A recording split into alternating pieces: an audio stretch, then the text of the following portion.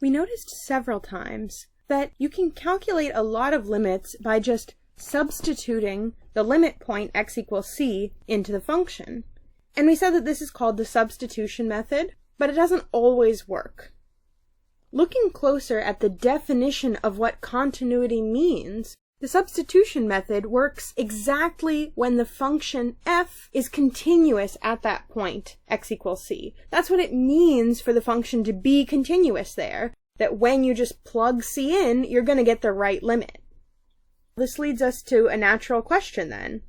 How can you tell that a function is continuous without actually computing that limit? Right? We want to be able to use the substitution method to evaluate the limit. In order to do that, we need to know the function is continuous. So we want to know it's continuous without computing a limit from some other method. What other method could that possibly be?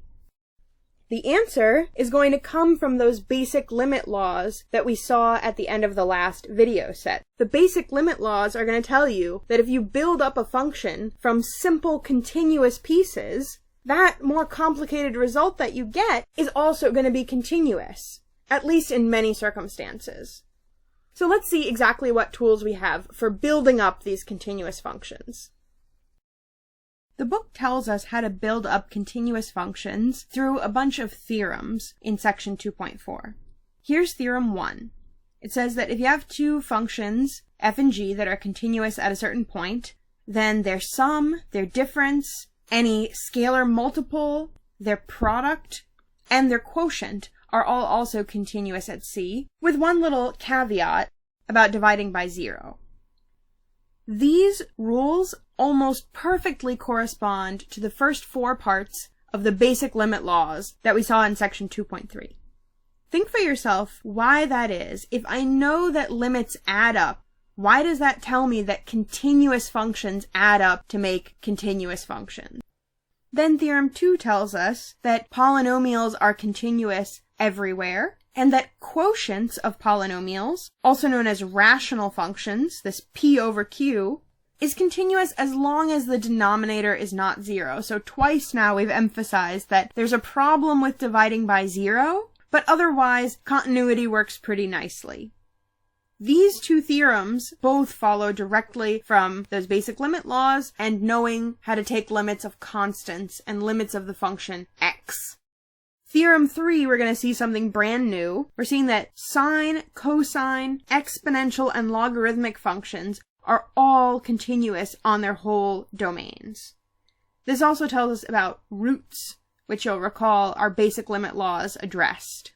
So this gives us a big set of building blocks to work with when we're constructing continuous functions. But notice that the other 4 trigonometric functions are not listed here. If we look at theorems 2 and 3 together, then tangent of x, which is a quotient of the continuous functions sine and cosine, is continuous at every point for which the denominator is not 0. The exact same thing's going to happen with the other 3 trigonometric functions. As long as you don't divide by 0, they're going to be continuous. Theorem 4 also tells us something brand new. It tells us if you take a continuous function and you invert it, you get something continuous. But as always, when we invert a function, we have to be careful about the domain. So we have to be careful that, first of all, we're inverting it somewhere that we're allowed to invert it, somewhere that it's 1-to-1, passes the horizontal line test. And then we have to remember that when we invert it, the domain and the range switch. So, for example, sine is continuous on the whole real line, but the inverse function, arcsine, is only continuous on its domain, which goes from -1 to 1. The last of these theorems tells us when a composition of functions is continuous. Let's work through this one with an example. I claim that when you compose the natural log function with the rational function x cubed plus 8 over x plus 2, you get something that's continuous at x equals -1. Why is this? Well, for starters, that inner function, the rational function, is continuous at -1 because the denominator is not 0. So that's the first thing we need, that the inside function is continuous at the point you're going to plug into it, which is c. But then what's going to get plugged into the outside function f? It's not going to be c, it's going to be g of c.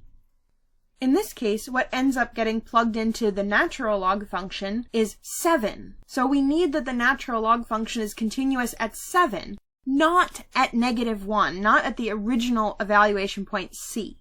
In fact, -1's not even in the domain of the natural log function, so it's certainly not continuous there. Once we agree that this function is continuous at -1, then we can use that fact, together with the substitution method, to compute a limit. Namely, the limit of this function as x approaches -1 is just the natural log of 7, which is some number. It happens to be about 1.95. So as we said before, once you know a function is continuous, that's what tells you you can use the substitution method to compute the corresponding limit.